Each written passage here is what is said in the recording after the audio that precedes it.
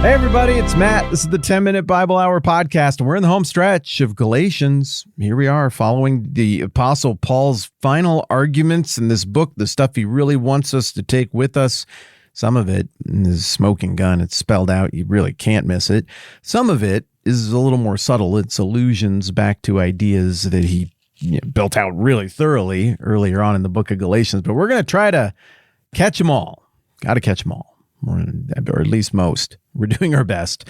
Yesterday, we talked about 2 points that Paul clearly is making at the end of this letter. One is that, hey, Paul wrote this letter or dictated this letter, and also I'm physically writing this part.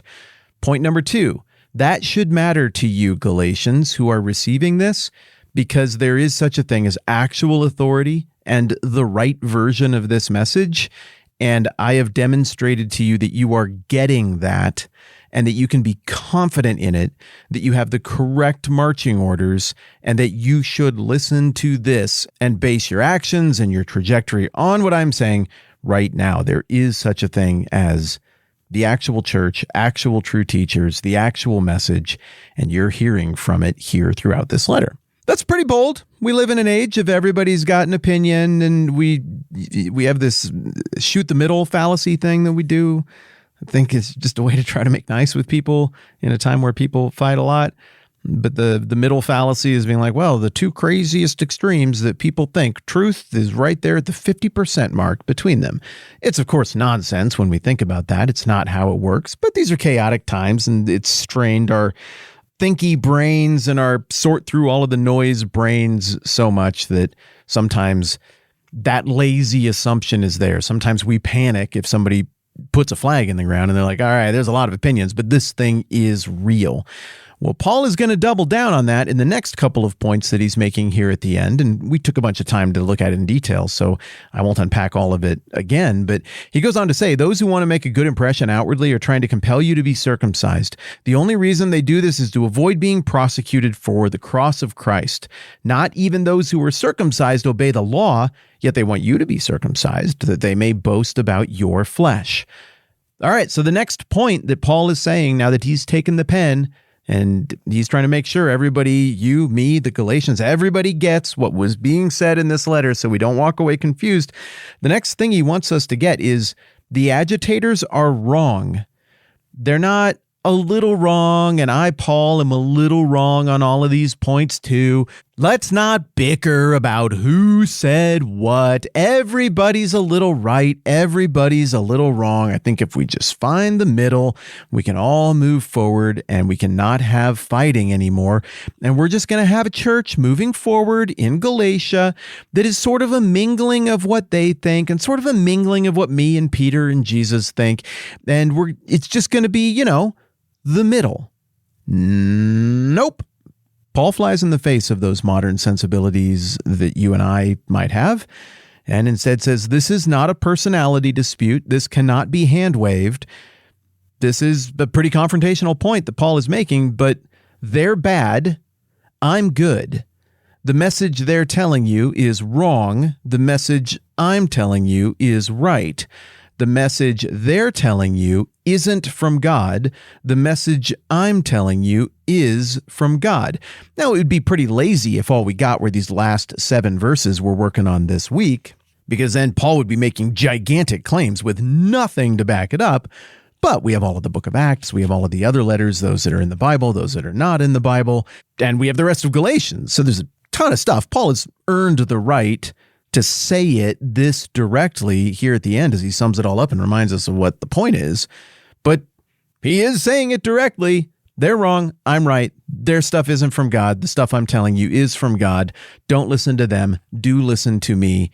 It sounds kind of freaky, but I say again, Paul has earned it. And this is refreshing to me in a way, even though it does kind of clang against modern sensibilities.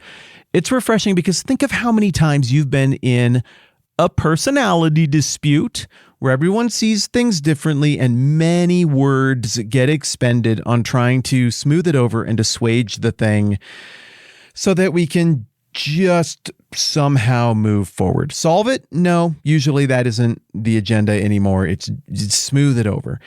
And so you burn all these words, everybody says all this stuff, maybe you get everybody in a room and everybody gushes out all of the things that they feel or whatever. And then in the end, it's sort of like, hey guys, let's just hug it out and let's move forward.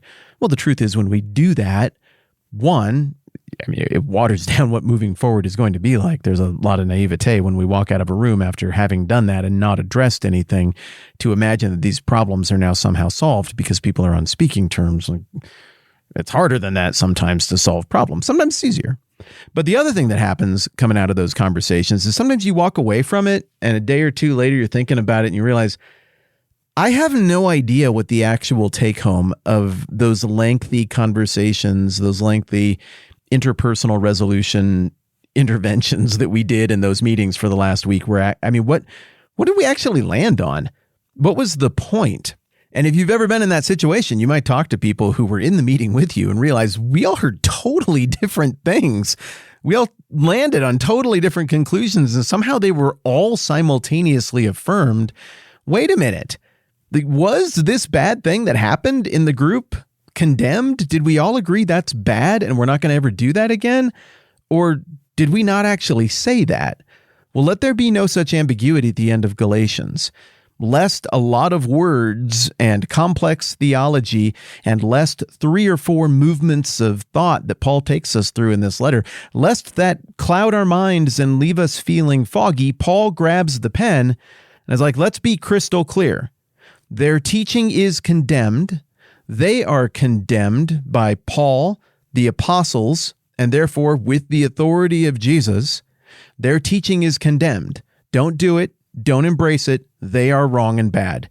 Well, sister, brother, you got to give Paul this.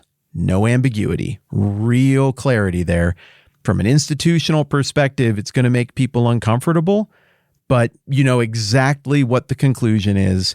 It would be impossible to walk away from this letter with any kind of fog about how Paul is saying the things are. And maybe if we didn't have this little bit at the end where Paul grabs the pen, we could be like, okay, there's a bunch of stuff about like life by the Spirit and treating each other well in church and the fruit of the Spirit. And before that, there was some kind of fight about something like Sarah and Hagar factored in there somewhere and like, you know, be like Abraham. I think we're supposed to be maybe like Abraham. I don't know. It was a lot of letter ago that we covered all of that stuff. And way back at the beginning, there was something about him being disappointed with us and like some people who maybe they were wrong. I don't remember exactly. Well, no, dang it. You are going to remember exactly because Paul's like, hey, and if I offended you by saying they were wrong, or maybe you're hoping I didn't mean it, let me just be clear.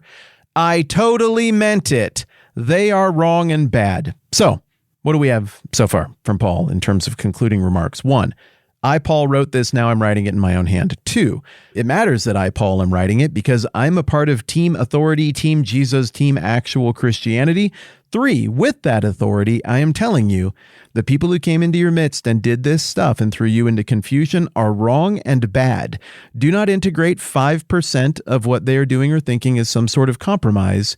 It's to be denounced, renounced. There isn't life in that. That is a step backwards. Don't listen or incorporate it at all. Bold.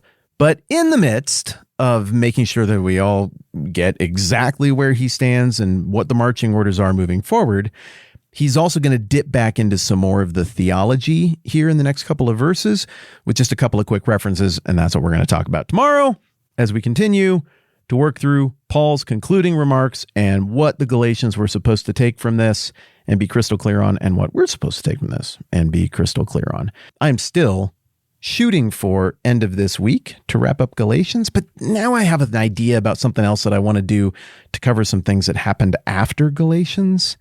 Maybe how it worked out for everybody here. Yeah, I don't know.